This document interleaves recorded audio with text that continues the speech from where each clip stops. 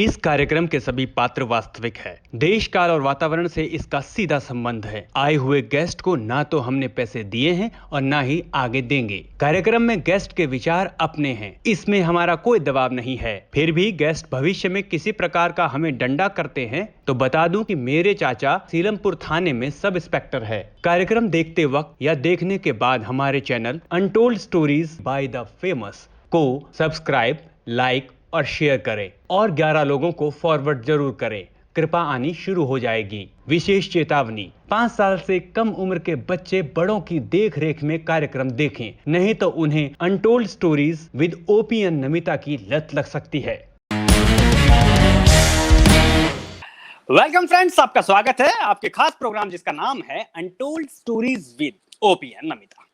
और आज का शो में हमारे बहुत खास मेहमान हैं, बताएंगे उनके बारे में, शो के बारे में बताएंगे। और मैं इंडिया से हूं और मेरी जो को एंकर हैं, को होस्ट हैं, मेरे मित्र जो हैं नमिता, वो अमेरिका से हैं। तो उनको बुला लेते हैं। नमिता कहाँ हैं आप? आइए। जी मैं आ गई। ये जो आप बार बार बोलते हैं ना मैं अमेरिका से, उसको कोई फायदा नहीं होने वाला। आपको मैं अमेरिका नहीं बुलाने वाली हूँ। ये जो आप मुझे बीच में जो मक्खन लगाते हो कि ये मेरे हाथ में है भी नहीं। एनीवे, हमारी बात बहुत हो गई। नमिता इसमें थोड़ा सा वजन पड़ता है कि एक इंडिया से, अमेरिका से, और हमारे गेस्ट वर्ल्ड से, हमारे गेस्ट पता नहीं कहाँ से पकड़ के लाए आज के गेस्ट को। हम बहुत बिजी थे। तुम भी कमरे में बैठे हो, मैं भी कमरे में बैठी हूँ, किसी को कुछ पता नहीं चल रहा हम कहाँ से। लेकिन फिर भी ये शो होने वाला है बहुत इंटरेस्टिंग, क्योंकि हमारे गेस्ट है बहुत इंटरेस्टिंग और ये जुड़े हुए हैं स्पोर्ट्स इंडस्ट्री से। और बहुत सारी बातें आज क्रिकेट की और उनकी जिंदगी से जुड़ी हुई होने वाली है। लेकिन ये है कौन, पहले देख लेते हैं। Untold stories with OP and Namita के आज के हमारे गेस्ट हैं senior journalist and story teller Darain Shahidi. इन्होंने अपने पत्रकारिता का सफर बतौर न्यूज एंकर ही शुरू किया था, लेकिन इनका क्लेम टू फेम रहा स्पोर्ट्स एंकरिंग, जब ये बने हिंदुस्तान के पहले ऑफिशियल स्पोर्ट्स एंकर। इनका ESPN का शो स्पोर्ट्स सेंटर इतना पॉपुलर हुआ कि हिंदुस्तान से सिंगापुर के हर घर में इनका शो देखा जाने लगा।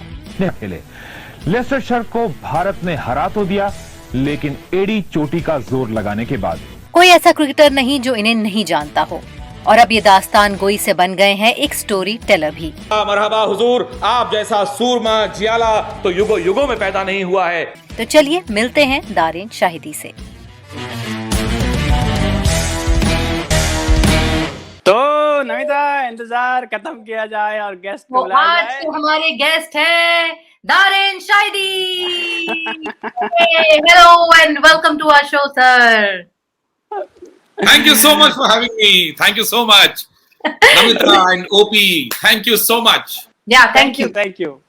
आपका स्वागत है कार्यक्रम में। सर, मेरा पहला सवाल ये है कि जब आप इस धरती पर अवतरित हुए, तभी से आपने सोच लिया था कि मैं स्पोर्ट्स के क्षेत्र में एंकर बनूंगा, या ये बचपन में कब आपके अंदर जागृत हुआ कि भाई मुझे तो स्पोर्ट्स का पत्रकार बनना है, उस क्षेत्र में जाना है, वहां आगे बढ़ना है? कैसे हुई ये शुरुआत सर? हाँ, तो धरती पर जब आप अवतरित होते हैं तो आपको कुछ समझ में नहीं आता है। जब आप होश संभालते हैं तब आपके होश ठिकाने आने शुरू होते हैं। तो सर, कब आपने सोचा, जब आप कैसे न्यूज इंडस्ट्री में आए, जर्नलिज्म में आए, और जब जर्नलिज्म में आए तो कैसे आपने स्पोर्ट्स बीट को चुना, या स्पोर्ट्स बीट पे आपको चुना? तो ये कहानी बड़ी इंटरेस्टिंग है। आमतौर पे होता ये है कि लोग स्पोर्ट्स जर्नलिज्म पहले शुरू करते हैं और धीरे धीरे करके अगर उनका इंटरेस्ट है तो वो मेन स्ट्रीम जर्नलिज्म में चले जाते हैं। हाँ। तो मेरे साथ मामला उल्टा है। मैं पहले मेन स्ट्रीम जर्नलिज्म में था, उसके बाद स्पोर्ट्स जर्नलिज्म में गया और फिर वापस मेन स्ट्रीम जर्नलिज्म में आया। तो काफी टॉपसी टर्वी और रोलर कोस्टर राइड रहा है। इंटरेस्टिंग कहानी है कि उस्ताद बिस्मिल्लाह खान का इंटरव्यू लिया। अच्छा, वाह वाह। मकबूल फिदा हुसैन का इंटरव्यू लिया। वाह। शुभा मुदगल जी उस वक्त बहुत यंग थी, उनका इंटरव्यू लिया। बड़ा इंटरेस्टिंग। मुझसे किसी ने सवाल पूछा था, एक बार मैं अखबार को इंटरव्यू दे रहा था, तो उन्होंने पूछा कि आपको इंटरव्यू जो आपने सारे लिए हैं, राजनीतिक इंटरव्यूज तो बहुत लिए, क्योंकि राजनीतिक के बड़े आसानी से अवेलेबल हुआ करते थे। आर्ट एंड कल्चर, फिल्मों से जुड़े हुए लोग आसानी से अवेलेबल नहीं होते थे उस जमाने में। उल्टा मामला था। तो किसी ने पूछा कि आपको सबसे ज्यादा मजा किसका इंटरव्यू लेने में आया, इंटरेस्टिंग जो इंटरव्यू था वो किसका आपने लिया? तो मैंने काफी सोचा और दिमाग में फिर एक चेहरा कौंध गया, और वो नाम जो था वो था फूलन देवी का। अच्छा। वाओ, फूलन देवी के घर जाकर के उसका इंटरव्यू लेना उस हाँ, जमाने बड़ी में बात एक है। अपने हाँ, आप में बहुत बड़ी बड़ी बात बात थी। हाँ। बहुत बड़ी और बात। वो नई नई चुन करके आई थी। हम्म। बहरहाल ये है मामला। तो उस इंटरव्यू में ऐसा क्या खास था, अगर मैं एक क्वेश्चन मैंने उनसे पूछा कि फूलन जी ये बताइए कि आप शादी करना चाहेंगी? हाँ। तो वो काफी भड़क गई। अच्छा। ए शादी शादी काहे बोलते रहते हो तुम, काहे पूछते रहते हो शादी शादी शादी क्या करना, कोई जरूरी है शादी करना? और उनकी आंखों में इतना गुस्सा था कि मुझे थोड़ी देर के लिए मैं डर गया, कहीं ऐसा ना हो कि ऐसा ना हो कि अपने पहले की जिंदगी में वो वापस लौटे और कहेंगे हाँ भाई निकालो तो नाली आज। तो सर ये जो मेन स्ट्रीम लाइन में आप जो एंकरिंग कर रहे थे न्यूज को लेकर, वो कर फिर एक चेंज ओवर कब आया आपको? कब लगा कि मुझे स्पोर्ट्स एंकरिंग या एक बीट को चुनना है और वहां मैं अच्छी तरह कर सकता हूँ? वो चेंज ओवर कब आया आपकी लाइफ में? तो BITV में जब मैं था तो उस दौर में जो एंकरिंग होती थी, जी टीवी ने एंकरिंग शुरू की थी, न्यूज का प्रोग्राम शुरू किया था। और हमें उसको देख के बड़ा गुस्सा आता था। वो इसलिए कि हम लिटरेचर के स्टूडेंट थे और बाकी सारे हमारे जो कॉलीग्स थे BITV में, हमारे जो सीनियर्स थे, वो भी काफी प्योर स्कूल ऑफ जर्नलिज्म, प्योरिटन्स थे सारे, ओल्ड स्कूल ऑफ जर्नलिज्म से थे, लेकिन ख्यालात मॉडर्न थे उनके। तो जी टीवी में जो है कुछ इस तरह की भाषा इस्तेमाल की जा रही थी उस समय कि सदर्न इंडियन स्टेट के चीफ मिनिस्टर JH पटेल ने कह दिया है कि आज तो अजीब सी खिचड़ी थी अंग्रेजी और हिंदी की, जो कि बिल्कुल बर्दाश्त करने के काबिल नहीं थी। वो बिल्कुल अननेचुरल लगता था। तो हमने कहा कि नहीं, हम भाषा को प्योर रखेंगे, भाषा से कोई खेल नहीं करेंगे, छेड़छाड़ नहीं करेंगे, हम सहज भाषा का इस्तेमाल करेंगे और सहल भाषा का इस्तेमाल करेंगे, बोलचाल की भाषा का इस्तेमाल करेंगे, लेकिन उसको हम पॉल्यूट नहीं करेंगे। इन सब चीजों का ख्याल उस जमाने में न्यूज में रखा जाता था, मैं आपको बता दूं। तो वहां से मेन स्ट्रीम जर्नलिज्म की शुरुआत हुई। कुछ रिपोर्टिंग की हमने, कुछ इंटरव्यूज किए, बाहर निकले स्टूडियो से, एंकरिंग करते रहे। और उसके बाद फिर हम सिटी रिपोर्टिंग में आ गए। फिर अचानक एक दिन पता चला कि BBC जो है वो हिंदी न्यूज का अपना शो इंडिया में लाना चाहती है, उसके लिए लोगों की तलाश है। तो हमने वहां अप्लाई किया और BBC वालों ने देखिए मुझे बुला लिया इंटरव्यू के लिए। ऑडिशन करके ऑडिशन दे दिया, तो उन्होंने कहा कि आप पास हो गए। स्पोर्ट्स में कैसे जाना हुआ? हाँ, तो BBC के बाद मैं NDTV में आ गया। NDTV में मृणाल पांडे एंकर क्या करती थी हिंदी की न्यूज, अचानक उन्होंने छोड़ दिया। तो मुझे कहा गया कि आप आइए और आकर के आप अगर हिंदी का संभाल सकते हैं। तो थोड़ी बहुत मकबूलियत मिल गई थी BBC में काम करने की वजह से। काफी देखा जाता था वो बुलेटिन, अच्छे रिव्यूज आने शुरू हो गए थे और अखबारों में रिव्यूज छप गए थे। मीडिया कॉलम वगैरह जो बड़ी मशहूर क्रिटिक्स थी, उन्होंने मेरे बारे में लिखना शुरू कर दिया था। हिंदुस्तान टाइम्स ने एक पेज का इंटरव्यू छापा था। तो थोड़ी मकबूलियत मिल गई थी, थोड़ी शोहरत मिल गई थी। तो मैंने कहा चलो ठीक है, इसी बुनियाद पे थोड़ा अपना पैसे बढ़ा लिए जाएं, चैनल ज्वाइन किया जाए। ये सन 2000 की बात है, ईयर 2000, जब मेरे पास एक ऑफर आई। उन्होंने कहा कि हम ESPN पे एक हिंदी का प्रोग्राम लॉन्च करना चाहते हैं, क्या आप इंटरेस्टेड होंगे? मैंने उस वक्त ऐसे ही कह दिया कि हाँ ठीक है, क्यों नहीं होंगे। उन्होंने कहा कि आपको सिंगापुर आना होगा। हमने कहा वाह, बहुत अच्छी बात है, सिंगापुर आ जाएंगे। नेकी और पूछ-पूछ। हाँ, स्पोर्ट्स का बुलेटिन करना होगा। हाँ, स्पोर्ट्स का बुलेटिन करेंगे, ऐसी क्या बात है। तो अच्छा ठीक है, तो आप जो है फला दिन आ जाइए और ESPN के मैनेजिंग डायरेक्टर से मुलाकात कर लीजिए। हमने फिर कोट टाई पहना और ESPN के मैनेजिंग डायरेक्टर से मिलने पहुंच गए। सिंगापुर? नहीं, यही ऑफिस था। ESPN स्टार स्पोर्ट्स का दफ्तर था लोकल दिल्ली में। हाँ, राइट। तो हम वहां पहुंच गए उनसे मिलने। उन्होंने देखा, कहने लगे कि बहुत अच्छी बात है, हम आपको ऑफर भेजते हैं। हमने कहा ठीक है, आप ऑफर भेज दीजिएगा, मैं आपको सोच करके फिर बता देता हूँ। तो फिर उन्होंने फिर मैंने अपने दोस्तों से बातचीत की, हाँ क्या किया जाए। उन्होंने कहा कि अरे नहीं हाँ नहीं यार, तुम कहाँ जाओगे सिंगापुर, यहाँ अच्छा खासा प्राइम टाइम की तुम एंकरिंग कर रहे हो, न्यूज में हो, मेन स्ट्रीम न्यूज में हो, और फ्यूचर इसी का है। तो मुझे भी बात समझ में आई कि हाँ, अभी मुझे रहना चाहिए यहाँ, मेन स्ट्रीम न्यूज में रहना चाहिए। न्यूज का अभी अभी it's in a nascent stage, आगे जाकर के काफी फैलेगा ये मामला। तो और मैं प्राइम टाइम न्यूज करता हूँ, लोग पूछते हैं सड़कों पे, जब निकलता हूँ तो लोग मेरी तरफ देखते हैं और पहचानते हैं और ऑटोग्राफ भी मांगते हैं। अरे वाह। हाँ, तो कई बार जब नाम याद नहीं रहता है तो कहते हैं अरे ये तो वही है। हाँ हाँ, बगल से गुजर रहा, अरे ये देखो देखो, ये तो वही जा रहा अरे ये है। तो वही है। हाँ। तो मैंने कहा यार ये तो बड़ा मतलब ये है कि why should I narrow down my work. वहां से स्पोर्ट्स करना होगा, तो इसलिए मना कर देता हूँ। तो नहीं, मैंने ठीक मना भी किया आपने, नहीं ठीक भी किया सर। अगर सिंगापुर जाते ना तो 1 हफ्ते के बाद आपकी आंखें छोटी होने लग जाती, फिर इसलिए ठीक किया सिंगापुर। नहीं नहीं नहीं, मैं बताती हूँ क्या हुआ होगा। पहले सर ने सोचा होगा कि मना कर देता है, फिर देखा होगा ऑफर, ओ माय गॉड ये ऑफर, चलो मैं ज्वाइन करता हूँ, ये हुआ होगा। ओके। हाँ, तो दोनों की बात सही है। ओपी आपकी बात सही है, मेरी आंखें छोटी हो गई। और नमिता आपकी बात भी सही है कि मैंने वो ऑफर एक्सेप्ट कर लिया, लेकिन कैसे किया बताता हूँ। हाँ। तो मैंने मना कर दिया पहले।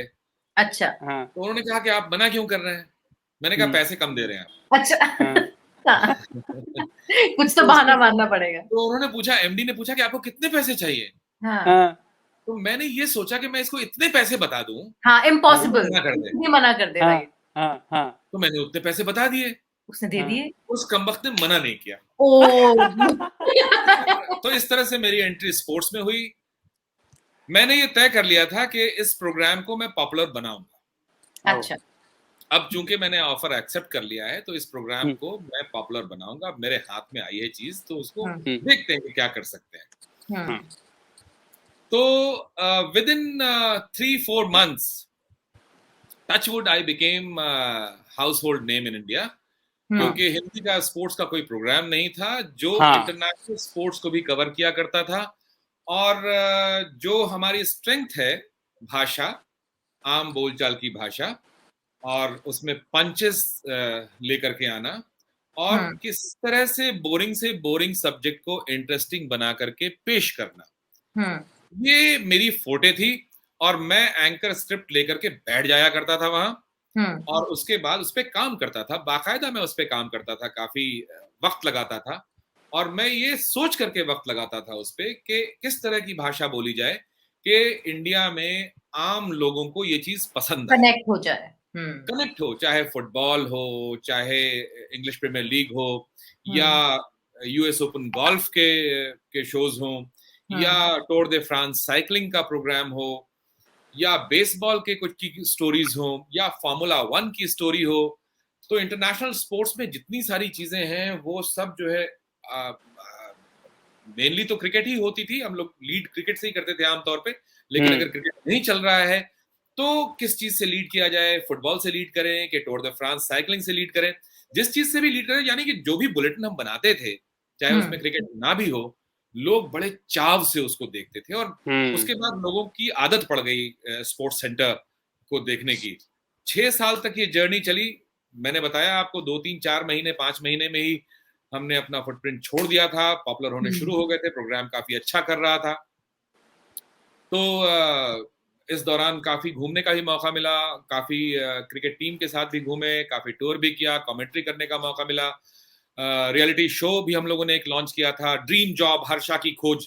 तो जब आप स्पोर्ट्स टीम के साथ घूमते थे तो कुछ ऐसा इंटरेस्टिंग किस्सा बताइए किसी क्रिकेटर का, जो शायद हमारे व्यूअर्स जानना चाहते होंगे।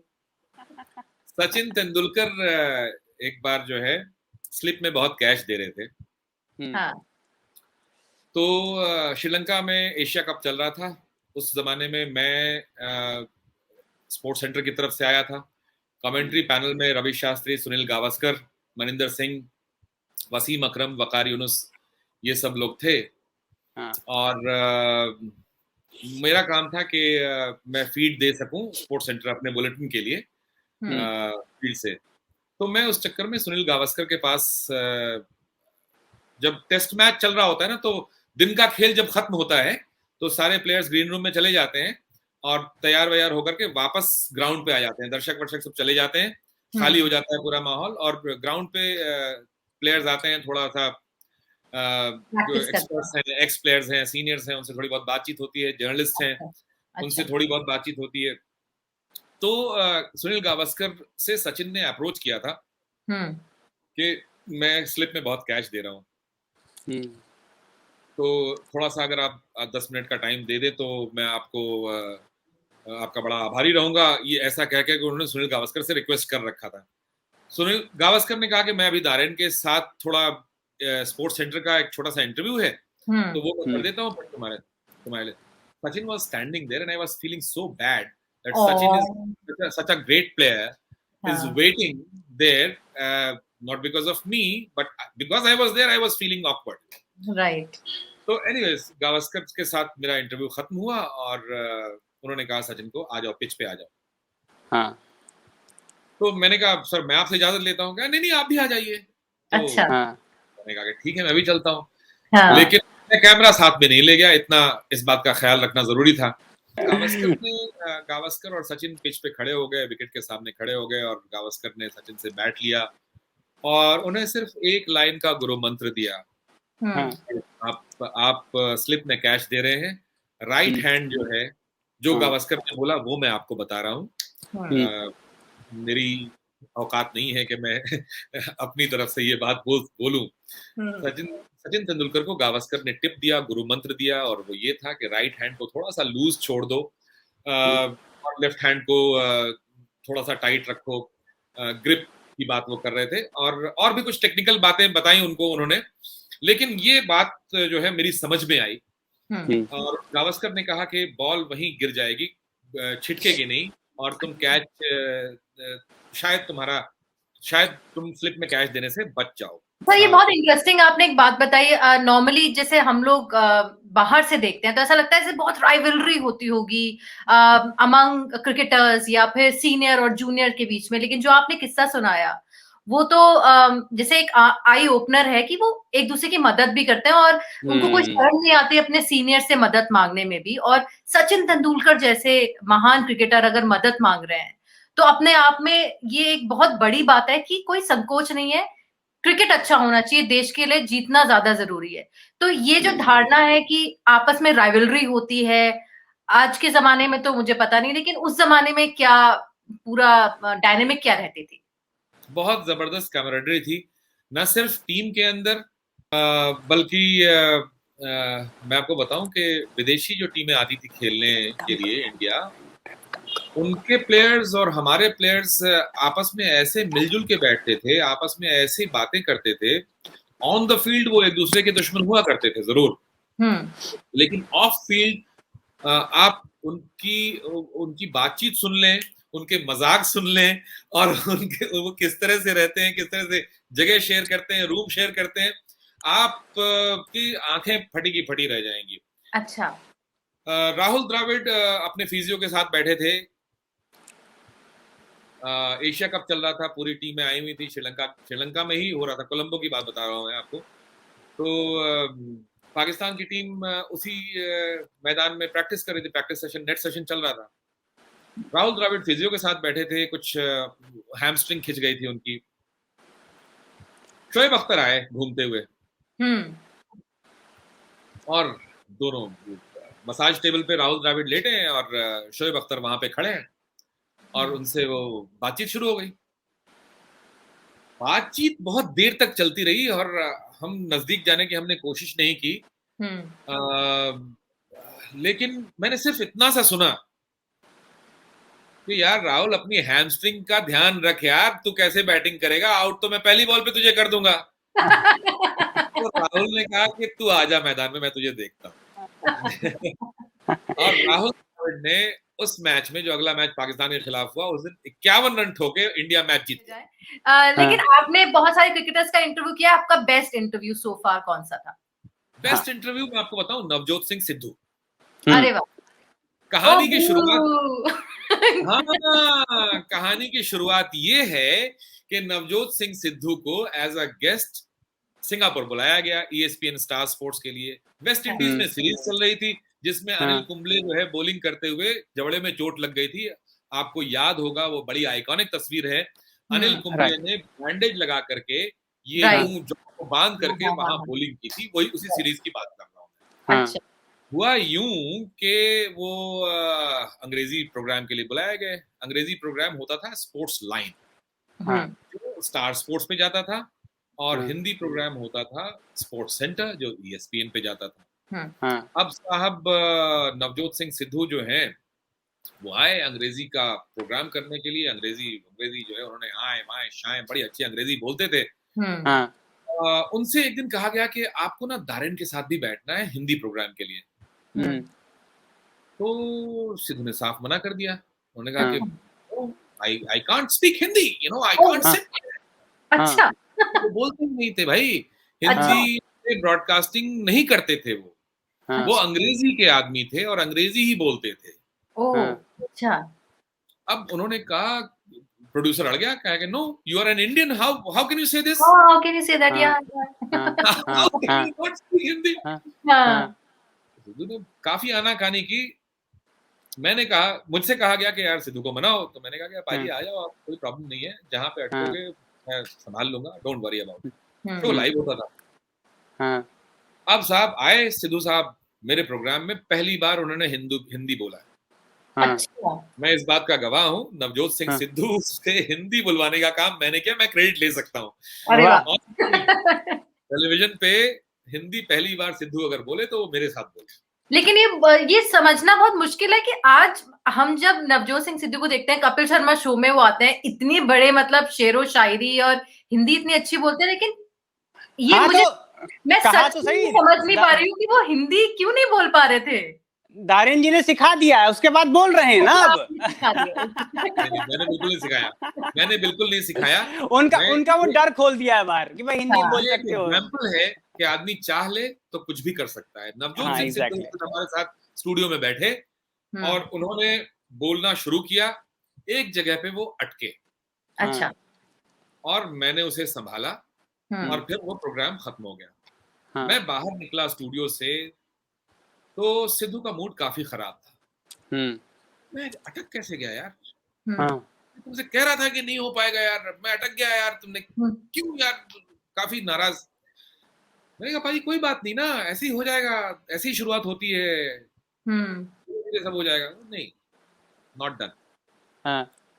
वो दूसरे दिन फिर प्रोग्राम में बैठे। Oh wow. इस बार बिना रिक्वेस्ट के, बिना जबरदस्ती के। अच्छा, चैलेंज ले लिया उन्होंने। हाँ, और अपने साथ एक नोटबुक लेके आए जिसमें तमाम शब्द लिखे थे जहां वो अटक सकते थे। और हिंदी के मुहावरे लिख करके आए थे जो कि अंग्रेजी में काफी पॉपुलर हो चुके थे और सिद्धूइज्म के नाम से मशहूर होने शुरू हो गए थे। अच्छा। अब जो उन्होंने दूसरे दिन बोलना शुरू किया तो धारा प्रवाह 1 मिनट तक बोलते रहे पहले सवाल के जवाब में। दूसरे सवाल के जवाब में उन्होंने कहा कि अरे ये टीम तो ऐसी है कि जैसे ताश के पत्तों की तरह बिखर गई, जैसे साइकिल स्टैंड पर एक साइकिल को धक्का लगाओ तो सारी साइकिलें गिर जाती हैं, जैसे भेड़ को हकाओ तो सारी भेड़ें एक दूसरे के पीछे भागती हैं। ये तो ऐसी टीम है और ये तो वैसी टीम है, और क्या समा बांधा। अरे वो दिन और आज का दिन नवजोत सिंह सिद्धू रुके नहीं। उन्होंने याद किए, उन्होंने उर्दू शायरी याद की, उन्होंने हिंदी के दोहे याद किए, और हिंदी की वजह से आज नवजोत सिंह सिद्धू को ज्यादा जाना जाता है, शेरो शायरी की वजह से ज्यादा जाना जाता है। अंग्रेजी में कमेंट्री के लिए या अंग्रेजी के प्रोग्राम के लिए उन्हें कम जाना जाता है। सर ये बताइए कि आप एंकर हो गए, स्पोर्ट्स के पहले हिंदी के एंकर हो गए और ख्याति प्राप्त कर लिए पूरे देश में और विश्व में भी। आपके बिल्ट और आपका स्टाइल एक स्पोर्ट्समैन की तरह ही लगता है, मतलब बढ़िया सा। तो कभी किसी का जब आप इंटरव्यू ले रहे थे स्पोर्ट्स पर्सन का, तो उन्होंने बोला नहीं भाई तू एंकरिंग छोड़, हमारे साथ खेल में आ जा ना, क्रिकेट खेल ले या कुछ ऐसा कर ले, ऐसा कहीं बोला नहीं किसी ने आपको? नहीं, ऐसा तो किसी ने नहीं बोला, लेकिन हाँ एक बार रेस जरूर लगाई थी मैंने हरभजन सिंह और सौरव गांगुली के साथ। अरे वाह, कौन जीता? तो हाँ, शाम पे सुबह के टाइम में हम जिम जाया करते थे, जॉगिंग करते थे थोड़ी, उसके बाद दिन की शुरुआत करते थे, फिर शाम के टाइम में थोड़ा वक्त निकल गया। तो चूंकि वहीं फील्ड में ही ज्यादा काम होता था, तो क्रिकेट के फील्ड से बेहतर जगह और क्या हो सकती है शाम की वर्जिश करने के लिए। काम वाम खत्म करके मैंने शॉर्ट शॉर्ट्स पहने और 1-2 राउंड फील्ड का शुरू किया। तो दोनों साहब मिल गए। तो पहचानते तो सब थे ही, स्पोर्ट्स सेंटर बहुत पॉपुलर प्रोग्राम था, सारे क्रिकेटर्स देखते थे, सारे प्लेयर्स बैठ के देखते थे, और खास तौर से इसलिए भी देखते थे कि देखें कि इसने कहा क्या था कल इसे इंटरव्यू देना है कि नहीं देखना है। तो इत्तेफाक से हरभजन सिंह की मैंने थोड़ी तारीफ कर दी थी एक दिन पहले। अच्छा। तो वो काफी खुश थे। बहरहाल हमने दौड़ लगाई, और मैं आपको बता दूं कि उस दौड़ में मैं जीता तो नहीं, लेकिन हारा भी नहीं। तो बीच में आए मतलब आप? एक पीछे एक आगे। मैं बताऊंगा कौन आगे था। एक बार क्या हुआ कि खेल के दौरान, खेल जब खत्म हो जाता है या मैच जब खत्म हो जाता है या दिन का खेल खत्म होता है, टीम अच्छे पोजीशन में होती है, तो एक जगह जमा होते हैं सारे प्लेयर्स, थोड़ा सा मस्ती होती है, डांस वांस हो रहा होता है। तो वो बड़ी पोशीदा चीज होती है, वो कैमरे पे लाने की नहीं, वो रिकॉर्ड होता है ना। तो ऐसे ही किसी महफिल में मैं भी था, युवराज सिंह थे, हरभजन सिंह थे, और बाकी पूरे टीम के सब लोग थे। तो हरभजन और युवराज जो है कुछ ज्यादा ही मस्ती करते थे, डांस चल रहा था। तो खैर चलिए साहब, हो गया। अब दूसरे दिन हम फील्ड में पहुंचे, मैंने हरभजन से कहा कि बॉस थोड़ा छोटा सा इंटरव्यू चाहिए, जल्दी से आ जाओ, आज स्पोर्ट्स सेंटर में जाएगा। वो आए ही नहीं। तो मैंने फिर रिक्वेस्ट भेजी, फिर नहीं आए। मैंने कहा भाई क्या बात क्या है, आखिर क्या हो गया है? तो उसने अंदर से खबर भिजवाई कि मेरे बारे में स्पोर्ट्स सेंटर में कल बहुत गलत बात बोली गई है। अच्छा। मैंने कहा कौन सी गलत बात की गई है भाई, कौन सी गलत रिपोर्टिंग कर दी गई, जरा बताओ तो सही। तो कहा कि नहीं, हरभजन सिंह शुक्रवार की रात लड़कियों से घिरे हुए थे, ये कहा गया। तो अच्छा। हमने कहा कि ये तो बात बोली नहीं जा सकती है स्पोर्ट्स सेंटर में, ऐसा तो हमने कहा नहीं है, और कहा भी जाना चाहिए, क्योंकि बहुत व्यक्तिगत बात है, होती है, महफिल चल रही होती है, आप डांस कर रहे होते हैं, है ना, तो लड़कियों से घिरे हुए डांस कर रहे होते हैं, ये सब बातें जो है होती हैं, ऐसा नहीं है। लेकिन मतलब ये तो बात बोलने लायक, तो मतलब मैं बोलूंगा ऐसा तो हो ही नहीं सकता है। तो बहुत सीनियर जर्नलिस्ट वहां पर प्रिंट के थे, मैंने कहा कि देखिए हरभजन को पता नहीं क्या गलतफहमी हो गई है, वो इंटरव्यू नहीं दे रहा है। तो खैर वो गए अंदर, और उन्होंने उनको पूछा कि हरभजन क्या ऐसा हो गया। तो उन्होंने कहा कि यार मुझे ना युवराज ने बताया ऐसा। अब मुझे समझ में बात आ गई कि बदमाशी किसकी है। दरअसल ये युवराज सिंह की बदमाशी थी, उसने हरभजन सिंह को जाके हल्के से पिन मार दिया कि तेरे साथ ये हुआ है, कल ऐसा हुआ है, वैसा हुआ है। तो जब राज खुला, जब भंडा फोड़ हुआ इसका, तब मैंने युवराज सिंह से पूछा कि भाई ये तुम्हारी बदमाशी है, क्या मतलब क्या क्यों किया ऐसा मेरे साथ? अरे मैं तो मजाक कर रहा था, भजी तो ऐसा जानते ही है, वो सेंटिमेंटल आदमी है, वो तो मतलब ऐसे ही बोलता उसमें जो सब जो बराबर हो गया। हरभजन सिंह ने फिर आके इंटरव्यू दिया, क्या सॉरी मिसअंडरस्टैंडिंग हो गई, ऐसा कुछ नहीं। कमाल कर रहे हो भाई, मैं टीम के साथ चल रहा हूँ, ऐसा थोड़ी करूंगा यार। राइट। लेकिन तुम अगर 7-8 लड़कियों से घिरे हुए होगे, तब भी मैं किसी को बताऊंगा नहीं कुछ।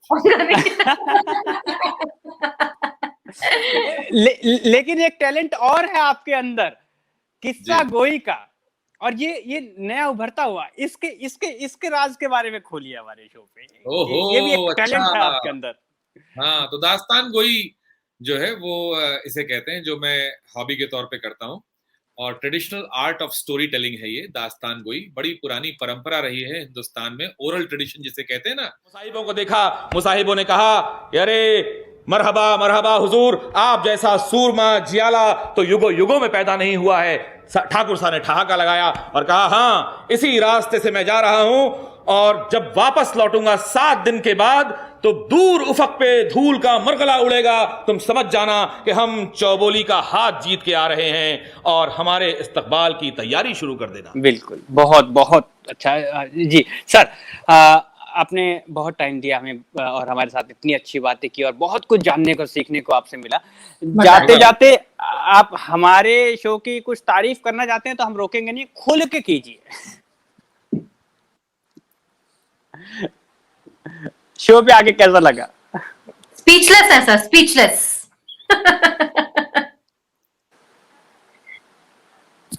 इसे उर्दू में कहते हैं गुफ्तगुए खामोशी। बहुत ही खामोशी थी सर, आनंद आ गया सर। पॉज होता है ना, एक प्रेग्नेंट पॉज जिसमें सारी तारीफें, सारी खुशियां, सारी दुआएं, सारी आपकी जो जो कुछ भी आप दिल में जो कुछ भी है कहना चाहते हैं वो सब आप एक पॉज में कह जाते हैं। आप ये समझ लीजिए कि वो सारी तारीफें, सारी खुशियां, सारी दिल की हसरतें और जो कुछ भी मैं कहना चाहता हूं वो सारी ढेर सारी दुआएं आप दोनों के लिए वो उस एक पॉज में थी। वाह, क्या बात है। तो थैंक यू सो मच। और पॉज भी लंबा था इसलिए हमें बहुत खुशी हुई कि बहुत सारा मिला हमें। तो उसमें ना आप अपने हिसाब से फिल इन द ब्लैंक्स कर लीजिए। तो नहीं, लेकिन मुझे बहुत मजा आया, बहुत खुशी हुई। आमीन। Thank you so much sir, thank you so much sir. आज बहुत अच्छा लगा, मुझे पूरा विश्वास है कि हमारे दर्शकों को भी बहुत अच्छा लगा होगा आज का प्रोग्राम। आज दारिन शाहिदी जो कि स्पोर्ट्स के पहले हिंदी एंकर, नेशनल और इंटरनेशनल दोनों खातों में प्राप्त हमारे आज गेस्ट थे, उनके बारे में बहुत कुछ जानना चाहा। अगर हमारे दर्शक उनसे कुछ पूछना चाहते हैं या कोई सुझाव राय हमारे कार्यक्रम को लेकर है तो हमें वो बिल्कुल कमेंट बॉक्स में लिखें। और untold story with OPN Namita को सब्सक्राइब करें, लाइक करें, शेयर करें। 21 लोगों को कृपा आनी शुरू हो जाएगी। सभी दर्शकों को हमारी तरफ से bye, see you, bye bye. So much.